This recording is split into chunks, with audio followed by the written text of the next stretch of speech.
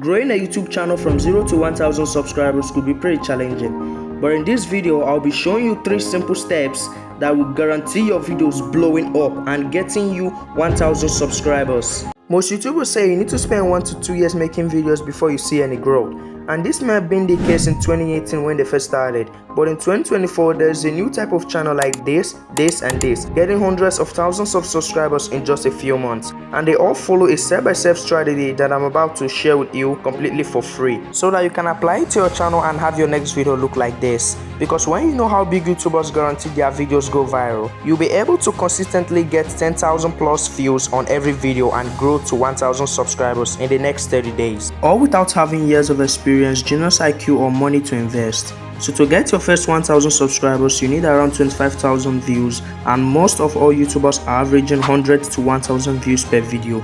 This means that it will take you 25 to 250 videos to hit your first 1000 subscribers. So the fastest way to get 1000 subs fast is simply increase the average views per video. And there's a genius strategy that big YouTubers use to do this to guarantee their videos go viral. And you can use the same strategy on your small channel, but they normally keep it behind a paywall in private WhatsApp groups or among their close friends. It's no wonder that they keep growing bigger and you're still waking up with no new subscribers. So once you understand this strategy, you'll be able to beat the algorithm by only making proven videos, just like Eric did with this one, just like Mr. Beast did with this one, and just like Jar Gordon did with this one. It all comes down to 3 simple steps. First, I want you to go to the YouTube homepage, click on the search bar and type in a keyword. Let us use Mr. Beast's video Train vs Giant Pit as an example. His idea has the base keyword Train and Giant Pit. So if we sort by train and then look up the view count, we'll see this video pop up.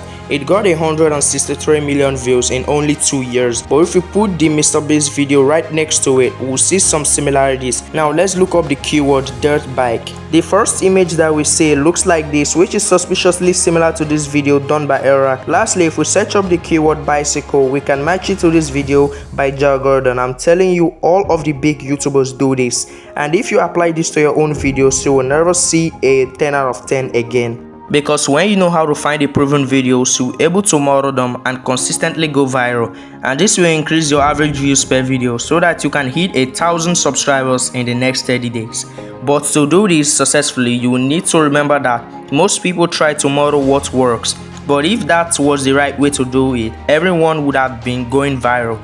I spent my first 2 years creating content that was modeled after other big YouTubers, only to see results like this every morning. The key here is to steal like an artist.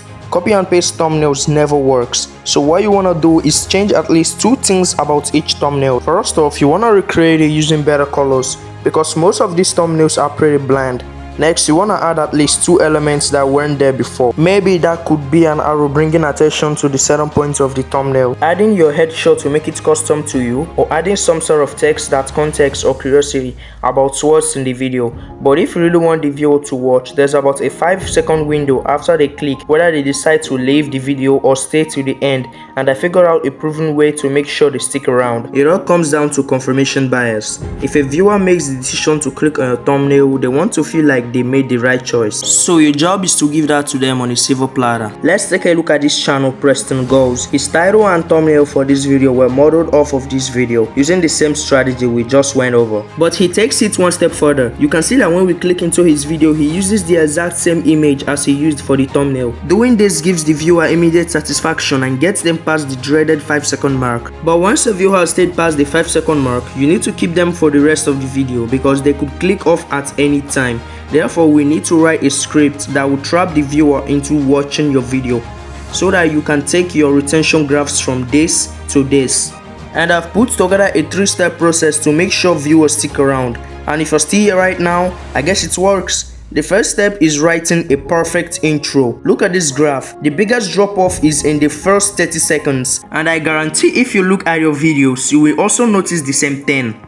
After that, the line goes down slowly as viewers live throughout the video, but it's not that bad. So the lower we can make this drop in the beginning, the higher we can start that line at, and increase our AVP by 10 to 20%, and that 10% could be the difference between your videos blowing up or never seen in the YouTube homepage. To do this, I'm about to give you a proven intro framework by Colin and Samir, and this exact framework is the same reason why you are here listening to me speak. because it targets the specific dopamine pockets in the brain that makes viewers stick around. The first line in your intro should always immediately confirm to the viewer that this is the video they clicked on and the packaging is not clickbait. The next is introduce new narratives and unclosed loops. You want to convey this in a simple manner visually to be easily understood. We do this by opening loops in the viewer's mind. An open loop is essentially a question that hasn't been answered yet. So in this video I said this. But in 2024, there's a new type of channel like this, and this, getting hundreds of thousands of subscribers in just a few months. I didn't actually ask the question, but now the viewer is wondering what makes these channels different from mine. And if you pay close attention, I didn't actually answer that until later in the video. This infiltrates into the viewer's subconscious mind because they crave to have their questions answered. Because when this happens, they get a big hit of dopamine, and if it doesn't happen, they are left with a feeling of incompleteness. Now, the third line I'm about to show you will submit the pattern of the video into their brain. So you have to set the right expectation for the pacing, tone, and style. 99% of YouTubers thinks that you need to have a fast video, but it's not all about a fast video. You can also make slow videos. It simply comes down to creating the right expectation. If you tell the viewer that the rest of the video is going to be slow, then you give them the reasons behind it, your AVD is going to be way higher than if you said nothing. Because if a viewer just hops onto a video that they weren't expecting to be slow, they're going to leave. For example, with Joe's video, he always said this: sit back, relax, and let's dive in. Now, the viewer expects a slower and more valuable video. Alternatively, if you have a faster videos like me, then you could say something like, in the next 10 minutes, I'm going to show you exactly how to start a YouTube channel from scratch. Implying you have a faster video, and the last thing that you need to write a perfect intro is establishing your singularity. Now that we have our perfect intro, we need to make sure the body of the video is structured properly. I'm not here to waste your time, so here's a screen recording of my current framework that I'm using to write this video. Feel free to copy it word for word. The key thing here is having both payoffs and open loops in your video. Open loops raise the questions and payoffs answer them. Because like I said, the viewer gets a big hit of dopamine each time a loop is closed. So you want to close at least 4 or 5 loops in each video so that the viewer stays satisfied. The final part of our script is the CTA, or call to action, which simply means telling the viewer what to do next. My call to action is always just watch the next video on my channel, but this is the first video I have on this channel. So when I make more videos, I will add my CTA. It's just a little change to your videos, but trust me, these little changes makes all the difference in your YouTube growth. The framework looks like this: link, curiosity gap, and CTA/promise. Linking would be connecting your CTA to the end of the video. The curiosity gap would be opening a loop in the viewer's mind that they want answered. The CTA/promise will be telling the viewer what to do next, and while doing that, we close the loop in their head.